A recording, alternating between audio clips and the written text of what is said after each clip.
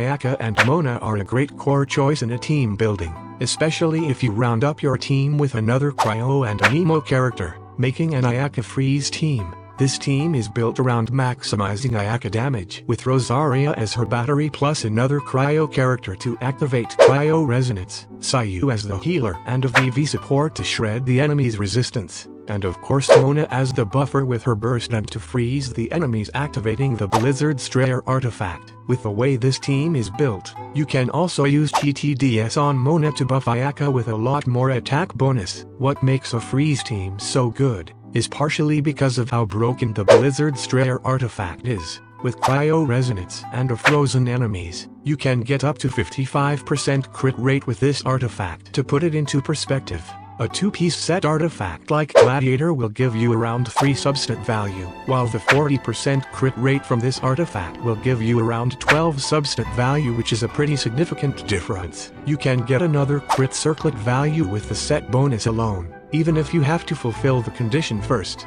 And Mona, who gives both a lot of damage bonus with her burst and attack bonus because of TTDS, is the perfect pairing for Ayaka. The rotation for this team is pretty easy. We start with Ayaka for particle generation, then Rosaria skill and burst. Rosaria will give crit rate buff, which might sound useless since you already have a lot of crit rate with Blizzard Strayer artifact, but it will come in handy whenever you find an enemy you can't freeze. After that, we use Sayu burst and skill to reduce the enemy's resistance with VV. Now use Mona burst and skill.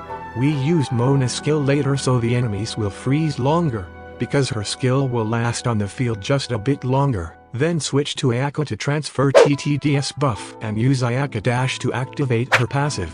Then use her skill and burst. Now you can use Rosaria and Sayu skill for more team energy. Repeat the rotation once Ayaka's skill is available again. Now, it might sound complicated, but if you see the graphic, you can see with Ayaka as number 1, you just need to press 1, 2, 3, 4, then back to 1, 2, 3, then back to 1 again. If you're wrongly switched to Mona, you might find that Mona doesn't have a skill available and you can just change back to Ayaka quickly. To build this team you will need a 4-piece Blizzard Strayer artifact and around 140% ER on your Ayaka to burst on cooldown. For Rosaria, 4-piece Blizzard will be best, but you can also use either 2-piece Blizzard, 2-piece attack set or 2-piece Noblesse, or you can use her as more of a support with 4-piece Noblesse and a Favonius Lance, which is the weapon I highly recommend if you have it. Sayu needs a 4-piece VV set and around 220% ER if you want to burst every rotation,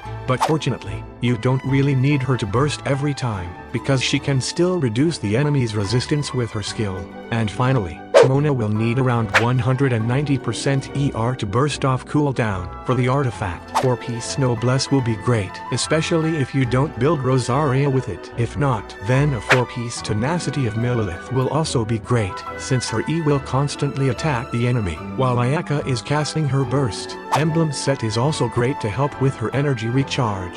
There's a lot of other characters that you can use to replace some characters in this team.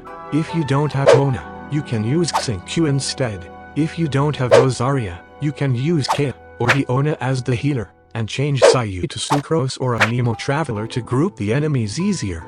You can also use Prototype Amber on Sucrose as a healer. Even if Prototype Amber heal is not much, with a freeze team you won't really have a problem, since the enemies is frozen 50% of the time, and you're on an iframe every time you cast your burst, which you'll do a lot if you have a properly built team and rotation. That's why building a proper team is really important. So, here's another example of how to build and play a meta team. If you enjoyed the video, please like the video and consider subscribing for more team building content.